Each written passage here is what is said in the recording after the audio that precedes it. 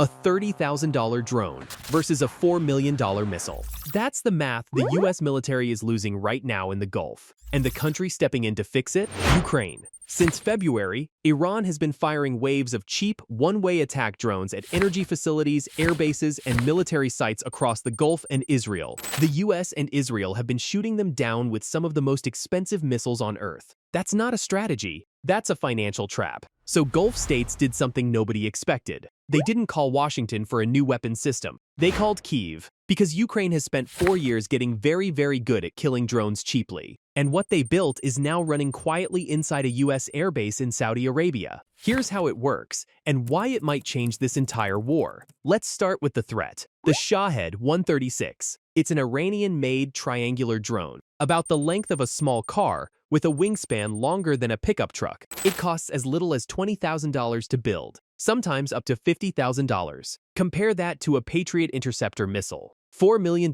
per shot. Fire enough cheap drones, and you can bankrupt a defense system just by making it defend itself. There's something almost funny about how these drones work too. The engine is basically a lawnmower engine. It's loud. You can hear it coming, but it flies low. It barely shows up on radar, so by the time defenses lock on, it's already close. It also doesn't need a pilot. It's pre-programmed with GPS coordinates and just flies straight into the target. Newer versions even resist jamming. Here's the twist. This design is so effective, other countries copied it. Russia's version is called the 𝐃𝐜 𝐵. The US even built its own called Lucas. Everyone wants a cheap flying bomb. Nobody wants to pay millions to stop one. That's where Ukraine comes in. In late March, Ukrainian President Zelensky flew to Saudi Arabia, the UAE, and Qatar. He signed 10-year defense deals with all three. And it wasn't just paperwork. Ukrainian forces were confirmed to be actively flying missions in Gulf airspace, shooting down Iranian Shaheds themselves.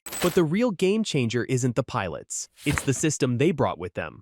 It's called SkyMap. Picture this. 10,000 microphones planted across Ukraine, listening for the exact engine sound of an incoming drone. That sound data gets fed into a system that also pulls in radar and AI. Within seconds, it knows a drone is coming, where it's headed, and how fast. Then it launches the counter. Not a missile, a drone. A tiny interceptor, costing as little as $1,000, built to chase down and physically destroy the attacker before it ever reaches its target. One of these interceptors is called the Sting. It's roughly the size of a thermos. It can fly nearly 340 kilometers an hour. A trained pilot flies it using a live camera feed, almost like a video game, until it slams into the target. There are others. The P-1 Sun, the Octopus 100, the Bagnet. Different shapes, same job. Hunt, chase, kill the drone before it kills something else. And here's the number that should stop you. According to Ukraine's own defense council, shooting down a Shahed with one of these interceptors is more than 25 times cheaper than using a traditional missile. That number is why this technology just crossed an ocean.